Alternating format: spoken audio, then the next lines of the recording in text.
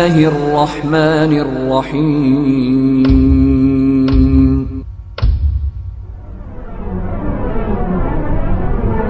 لله رب العالمين والصلاة والسلام على سيد الأنبياء والمرسلين وعلى آله وأصحابه أجمعين أما بعد أعوذ بالله من الشيطان الرجيم بسم الله الرحمن الرحيم لقد كان لكم في رسول الله أسوة حسنة رب اشرح لي صدري ويسر لي أمري واحلل عقدة من لساني يفقهوا قولي رب زدني علما رب زدني علما رب زدني علما. محترم سامعین و سامعات، صلح حدیبیہ سن 6 ہجری کا واقعہ بالتفصیل آپ لوگوں کو سنایا گیا ہے، اور سیرت سنانے کے پیچھے ایک مقصد ہے۔ مقصد یہ ہے کہ واقعات جو سیرت میں گزرے ہیں، حالات جو سیرت میں گزرے ہیں، ان کی روشنی میں ہم اسلام کو سمجھیں اور ان واقعات سے بات کیا معلوم ہوتی ہے اس کو بھی جانیں۔ تو آج کی قسط میں خاص طور سے صلح حدیبیہ جو پوری مکمل گزری، اس سے کیا کیا بات معلوم ہوئی، ہم اس پر گفتگو کریں۔ یہ بہت اہم ہے۔ میں نے 1-2 پوائنٹس چھوڑ دیے، حالانکہ بہت سارے پوائنٹس ہیں، بہت سارے مفسرین نے، سیرت نگاروں نے باقاعدہ جو ہے 35 مسائل لکھے ہیں اور اس سے بھی زیادہ لکھے ہیں، اور بہت ساری باتیں نکلتی ہیں صلح حدیبیہ سے، باقاعدہ اس پر عناوین لکھے گئے ہیں، خالی صلح حدیبیہ سے اخذ کیے گئے مسائل، صلح حدیبیہ سے جو چیزیں حاصل کر سکتے ہیں، سمجھ سکتے ہیں۔ میں نے 20 جو ہے مسائل یہاں پر نوٹ کیے ہیں، 20 مسائل، 1-2 جہاں بوجھ کر چھوڑے ہیں، انشاءاللہ ہم لاسٹ میں پوچھیں گے آپ لوگوں سے کہ آپ لوگ بتائیے۔ دیکھیے، پہلی بات جو ہمیں صلح حدیبیہ سے معلوم ہوتی ہے وہ یہ کہ حج اور عمرے کا احرام جو ہے وہ میقات سے باندھنا افضل ہے۔ میقات سے باندھنا افضل ہے احرام جو۔ ہاں، یہ بھی جائز ہے کہ جو میقات ہے نا، میقات وہاں سے پہلے بھی احرام باندھ سکتے ہیں، جائز ہے۔ آپ ایئرپورٹ سے ہی اپنا احرام پہن لیں، جائز ہے، مگر نیت کہاں سے کریں گے؟ نیت میقات سے ہی کر سکتے ہیں۔ نیت جو میقات ہوتی ہے نا، جو حد ہوتی ہے، وہیں سے نیت آپ کر سکتے ہیں۔ احرام آپ دوسری پہن سکتے ہیں، لیکن نیت میقات سے ہی کرنی پڑے گی، وہیں سے نیت کر سکتے ہیں۔ اللہ کے نبی صلی اللہ علیہ وسلم اور صحابہ کرام نے جو عمرے کی نیت کی تھی وہ ذوالحلیفہ سے کی تھی۔ جو مدینہ والوں کی میقات ہے، اس طرف رہنے والوں کی میقات ہے ذوالحلیفہ۔ حالانکہ ذوالحلیفہ مدینہ سے بہت دور نہیں ہے، چاہتے تو ایسا بھی کر سکتے تھے، نزدیکی سے مدینہ سے ہی کر لیتے ہیں، لیکن نہیں، نیت کہاں سے کی عمرے کی؟ ذوالحلیفہ سے۔ احرام پہلے باندھا مگر جو ہے ذوالحلیفہ سے نیت کی۔ تو میقات سے پہلے نیت کرنا درست نہیں، یہ بات معلوم ہے۔ اچھا، ایک واقعہ سنا دوں آپ لوگوں کو۔ یہ دیکھیے، مسئلے مسائل والی جو بات ہوتی ہے نا، بڑی اہم ہوتی ہے، اس کو دماغ میں رکھنا چاہیے، ضرورت پڑنے پر کسی بات بتا سکتے ہیں، سمجھا سکتے ہیں۔ امام مالک رحمۃ اللہ علیہ کے پاس ایک آدمی ہے۔ یہ واقعہ جو میں سنا رہا ہوں اپنے ٹاپک کے حساب سے یہاں پر بھی فٹ ہوتی ہے، اور وہ لوگ جو دین کے اندر ایکسٹرا کرتے ہیں، کچھ زیادہ ہی کر دیتے ہیں، کہتے ہیں کہ اس میں پرابلم کیا ہے، کچھ کمی تھوڑی کر رہے ہیں، ہم تو بس اچھا کام کچھ زیادہ ہی کر دے رہے ہیں، بے شک نبی نے نہیں کیا، بے شک قرآن میں نہیں ہے، بے شک حدیث میں نہیں ہے، لیکن اس میں برائی کیا ہے، ہم اچھا ہی تو کر رہے ہیں۔ ان کے لیے بھی یہ واقعہ سمجھنے کے لیے امام مالک رحمۃ اللہ علیہ کے پاس ایک آدمی آیا اور اس نے کہا کہ میں روضہ رسول صلی اللہ علیہ وسلم کے پاس سے احرام باندھ کر کے عمرے کی نیت کرنا چاہتا ہوں۔ روضہ رسول کا مطلب سمجھتے ہیں؟ روضہ رسول بولے تو رسول اللہ صلی اللہ علیہ وسلم کی اس نے ایک سوال کیا کہ میں روزے رسول صلی اللہ علیہ وسلم سے یہیں سے احرام باندھ کر کے اور یہیں سے جو ہے نیت کر کے عمرے کی اور یہاں سے جانا چاہتا ہوں روزے رسول کے پاس. تو امام مالک رحمۃ اللہ علیہ نے فتویٰ دیتے ہوئے کہا ایسا مت کرو, تم فتنے میں پڑ جاؤ گے, مت کرو ایسا. تو سائل نے, سوال کرنے والے نے کہا کیوں؟ میں چند میل کا اضافہ تو کر رہا ہوں, بس آپ صلی اللہ علیہ وسلم نے ذوالحلیفہ سے نیت کی ہے, میں یہیں سے کر رہا ہوں, اور اس میں برائی کیا ہے؟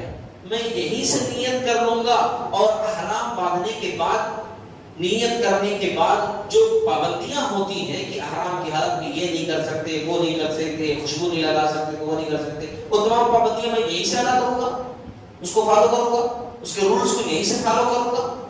تو میں کچھ کمی تھوڑی کر رہا ہوں, میں تھوڑا زیادہ ہی کر رہا ہوں نا, میں کمی نہیں کر رہا ہوں, میں زیادہ کر رہا ہوں, تو اس میں برائی کیا ہے؟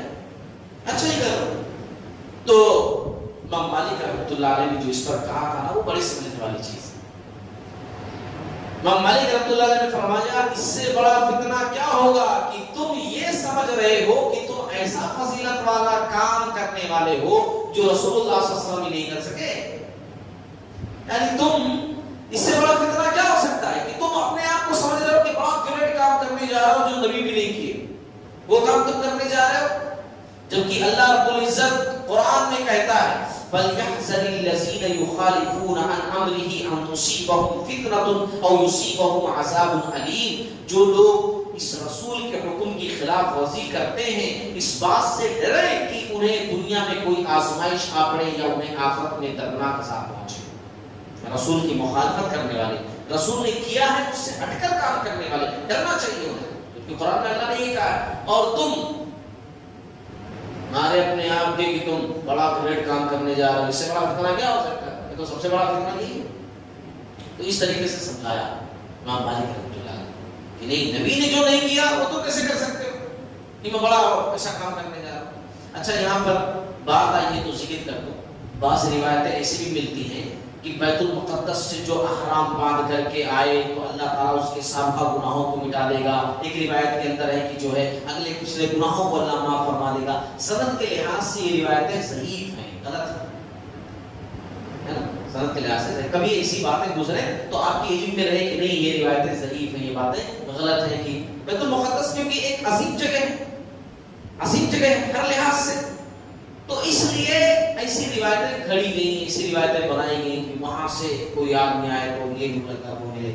اچھا دوسری بات جو ہمیں اس صلح حدیبیہ والے واقعے سے معلوم ہوئی کہ عمرے کے لیے قربانی کا جانور لے کر جانا مستحب ہے. عمرے کے لیے, حالانکہ عمرے میں قربانی کا جانور, لیکن کوئی لے کر جائے سفر میں اپنے ساتھ تو لے کر جانا مستحب ہے. نبی لے کر گئے ہیں, صحابہ لے کر گئے, اس سے بات معلوم ہو گئی, لے کر جا سکتے.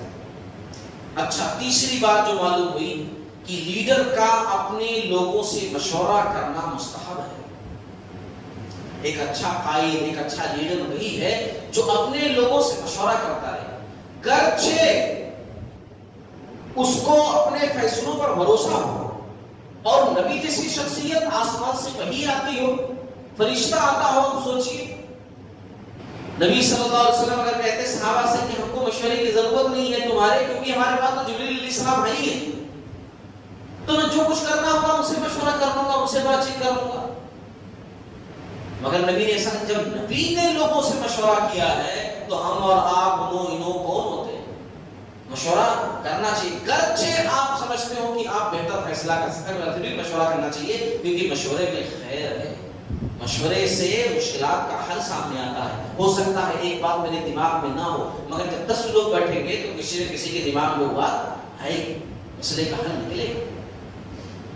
آپ نے ہر موقع پر مشورہ کیا ہے, اس واقعے میں بھی مشورہ کیا ہے.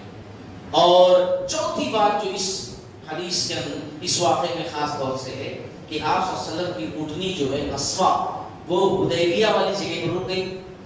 حدیبیہ ایسی جگہ پر رکی اونٹنی, حدود حرم جو ہے نا, حدود حرم سے باہر. حرم کا بھی حدود ہے نا, اب تو چوڑی ہوتے ہوتے ماشاءاللہ حدود پہ نکل گیا, لیکن حدود حرم جو ہے وہ پلیس جگہ, تو حدود حرم سے جو ہے باہر ہی اونٹنی رک گئی تھی. اور رکی جب, تو آپ صلی اللہ علیہ وسلم نے کہا کہ قصبہ یہ رکی نہیں ہے، نہ اس کی عادت ہے کہ جو ہے اگر اڑ جائے ایسی ٹھہر جائے، اس کی عادت نہیں ہے. قصبہ کو اس ذات نے روک دیا ہے جس نے ہاتھیوں کو روک دیا ہے نا. اچھا یہ اس وقت سمجھ میں نہیں آیا تھا جملہ لوگوں کو، بس سن لیے تھے، سمجھ میں نہیں آیا تھا کہ بھئی قصبہ کو اس ذات یعنی اللہ نے روک دیا ہے جس نے ہاتھیوں کو روک دیا تھا. اور کیوں رک گئی؟ لیکن بعد میں جب وہاں تک گئے ہی نہیں اور وہیں سے واپس ہونا پڑا تو سمجھ میں آیا قصبہ کیوں رک گئی تھی اور قصبہ کو کیوں روک دیا گیا تھا. تو اس سے معلوم ہوا کہ بسا اوقات کوئی چیز شروع میں سمجھ میں نہیں آتی لیکن بعد میں وہ چیز جب مکمل طور سے سامنے آتی ہے تو سمجھ میں آتی ہے. اچھا پانچویں جو بات ہمیں معلوم ہوئی اس واقعے سے، کسی شرعی ضرورت کے لیے یا کسی سچی بات کی تاکید کے لیے، اپنی کسی بات کی تاکید میں یعنی پختہ کرنے کے لیے، اپنی بات کو اور مضبوط بنانے کے لیے قسم اٹھانا جائز ہے. بات میں قسم کھانا نہیں ہے کہ بات میں آپ قسم کھاؤ اللہ قسم میں گیا تھا، اللہ قسم میں بولا تھا، اللہ قسم میں کھایا تھا. نہیں، قسم کی کوئی ویلو نہیں رہ جاتی، یہ یمین لغو ہے، بیکار قسم. پختگی کے لیے قسم کھا سکتے ہیں. رسول اللہ صلی اللہ علیہ وسلم کو ہم دیکھتے ہیں، آپ صلی اللہ علیہ وسلم نے قسمیں کھائی، والذی نفسی بیدہ. اس واقعے میں بھی آپ صلی اللہ علیہ وسلم نے قسم کھائی، والذی نفسی بیدہ، قسم اس ذات کی جس کے قبضے قدرت میں میری جان ہے. علامہ ابن القیم رحمۃ اللہ علیہ کہتے ہیں کہ آپ صلی اللہ علیہ وسلم نے مختلف مواقع پر تقریباً 80 مرتبہ قسم کھائی. وہ کاؤنٹ کر کے بتاتے ہیں کہ تقریباً نوبیش 80 مرتبہ آپ صلی اللہ علیہ وسلم نے قسم کھائی ہے، 80 مرتبہ. اور قرآن مجید کے اندر 3 مقامات تو ایسے ہیں کہ آپ صلی اللہ علیہ وسلم کو اپنی تصدیق کے لیے قسم کھانے کا حکم دیا گیا، یعنی اللہ نے حکم دیا کہ آپ قسم کھا کر بولیے. 3 مقامات پورے قرآن میں ہیں کہ آپ اپنی تصدیق کے لیے کہ آپ سچے ہیں قسم کھا کر کے بولیے، اپنی بات میں تاکید پیدا کرنے کے لیے. وہ مقامات کون سے ہیں؟ سورہ یونس کی آیت نمبر 53 ہے، سورہ سبا کی آیت نمبر 3 ہے، سورہ تغابن کی آیت نمبر 7 ہے. چھٹی بات جو اس واقعے سے ہمیں معلوم ہوئی کہ اسلام کی تعلیمات میں سے ہے کہ کسی کے لیے بھی تعظیماً کھڑے نہیں ہوں گے. مطلب یہ کہ کوئی شخص آ رہا ہے تو آپ جو ہے ریسپیکٹ میں کھڑے ہو جاؤ، نہیں. اسلام میں جو ہے حرام ہے. ہاں کوئی شخص آ رہا ہے 2-3 دن 4 دن 10 دن 1 مہینہ کے بعد آپ اس کے استقبال کے لیے ٹھہر رہے ہیں، جا کر کے گلے مل رہے ہیں، وہ الگ ہے. لیکن اس کی عزت میں کھڑے ہو جانا پورے لوگ، یہ مسلمان کا طریقہ نہیں. ہاں اس دوسرے لوگ کرتے ہیں، ان کا پروٹوکول ہوگا یا کلچر ہوگا، تہذیب ہوگی، مگر مسلمان نہیں ایسے. اچھا ہاں کہیں ایسا ہوتا ہے، مجھے علم ہے کہ کھڑا ہونا پڑتا ہے، قانون رہتا ہے نا. جج صاحب آئے ہے نا، اور نادی نے اعلان کرنے والے نے اعلان کیا بھئی جج صاحب آ رہے ہیں، تو تمام لوگوں کو کورٹ میں کھڑے جانا پڑتا ہے. تو ظاہر سی بات ہو ایک مجبوری کی سچویشن ہوتی ہے. ورنہ آپ صلی اللہ علیہ وسلم نے کہا جو شخص یہ بات پسند کرتا ہو کہ لوگ اس کے لیے کھڑے رہیں تو اسے چاہیے کہ اپنا ٹھکانہ جہنم بنا لے. کتنے سارے مفتی لوگ ہیں، علامہ لوگ ہیں کہ لوگ ٹھہر جا رہے ہیں. میں نے خود دیکھا، ہاں اپنی آنکھوں سے دیکھا ایسے لوگ کہ جن کی تحریریں اخباروں میں چھپتی ہوں، جن کو لوگ بڑا علامہ مفتی سمجھتے ہوں، وہ مجلس کے اندر آئے، تمام لوگ ٹھہر گئے اور وہ شان سے جا کر کے اسٹیج پر بیٹھے، تب لوگ جا کر کے نیچے بیٹھے. انہوں نے ویسے انتظار کرتا رہا کہ شاید یہ بھی ٹھہر کر کے بولیں گے کہ نہیں لوگوں ایسا مت کرو، یہ غلط ہے، ہمارے نبی کے قول ہمارے نبی کے فرمان کے خلاف ہے. وہ ایک شبد بولیں گے، ایک ورڈ بولیں گے، مگر نہیں پورا ہونا پہن لیے ایک لفظ نہیں. آپ صلی اللہ علیہ وسلم نے کہا کہ پسند کرتا ہو کہ لوگ اس کے لیے ٹھہرے، وہ اپنا ٹھکانہ جہنم بنا لیں، ہے نا. لیکن اس واقعے میں ہم کیا دیکھتے ہیں کہ آپ صلی اللہ علیہ وسلم نے صحابہ کو ٹھہرایا، ہے نا، صحابہ کو ٹھہرایا. تو اس سے معلوم ہوا کہ دشمن پر رعب طاری کرنے کے لیے سینہ تان کر اور اکڑ کر کے ٹھہرنا، دشمن کو بتانے کے لیے کہ ہم کمزور نہیں ہیں، یہ جائز اور درست ہے، بلکہ ایسی سچویشن میں بڑا اچھا ہے نا. اور اکڑ کر کے فوجیوں کی چال چلنا دشمن کو بتانے کے لیے جنگ کی سچویشن میں اچھا ہے، جائز اور درست ہے. وہاں کوئی نہیں کہے کہ ارے اتنا اکڑ کر چل رہے ہیں، قرآن میں اکڑ کر چلنے کو منع کیا گیا ہے، حدیث میں منع کیا گیا ہے، تم اکڑ کر کیوں چل رہے ہو. نہیں، وہاں پر جائز اور درست ہے، بلکہ اچھا ہے. اپنے کمانڈر کی حفاظت کے لیے اگر ایک سپاہی اسلحہ لیس ہو کر اس کے پاس کھڑا ہوتا ہے تو وہ چیز جائز اور درست ہے، بڑا اچھا ہے. جیسے آپ صلی اللہ علیہ وسلم کے پاس صحابہ ٹھہرے ہوئے تھے، ہے نا. اچھا، ساتویں بات جو اس سلح والے واقعے سے معلوم ہوتی ہے کہ صحابہ کرام جو ہے وہ رسول اللہ صلی اللہ علیہ وسلم کی کتنی عزت کرتے تھے، کتنی تعظیم کرتے تھے. عروہ نے کس طرح جا کر بتایا کہ وہ لوگ اپنے نبی کی کتنی عزت کرتے ہیں. وہ بولتے ہیں تو سب خاموش ہو جاتے ہیں، وہ کہتے ہیں تو سب بہت سنتے ہیں. وہ وضو کرتے ہیں تو ان کے وضو کے قطروں کو لوگ نیچے گرنے نہیں دیتے. تو اس واقعے میں معلوم ہوا کہ صحابہ کرام کو پیارے نبی صلی اللہ علیہ وسلم سے کتنی محبت، کتنی عقیدت تھی، کتنا زیادہ چاہتے تھے وہ. ایک ساتویں بات یہ معلوم ہوئی. اچھا، اسی طریقے سے ایک آٹھویں بات یہ بھی معلوم ہوئی کہ رسول اللہ صلی اللہ علیہ وسلم نے سفیر کی بے ادبی کو برداشت کیا. ہاں، صحابی جو ٹھہرے ہوئے تھے ہاتھ میں مارا کہ جب سامنے والا سفیر جو ہے وہ بار بار عروہ سختی آپ صلی اللہ علیہ وسلم کی داڑھی کو ٹچ کر دے رہا تھا، داڑھی مبارک کو، تو انہوں نے تلوار کے دستے سے مارا کہ نبی کی داڑھی کو اس طریقے سے مت پکڑو. لیکن آپ صلی اللہ علیہ وسلم نے برداشت کیا. آپ صلی اللہ علیہ وسلم نے برداشت کیا. اور آپ صلی اللہ علیہ وسلم نے اس کے بعد بھی چند واقعات ملیں گے جس میں سفیروں کی ایسی حرکتوں کو برداشت کیا.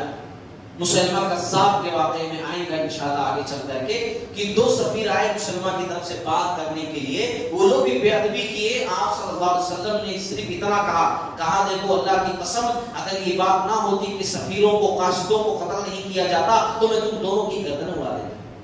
ابو داؤد کی حدیث، مار دیتا تم دونوں اس بے ادبی پر. لیکن نہیں، میں معاف کرتا ہوں تمہیں، جاؤ میں تمہیں معاف کرتا ہوں.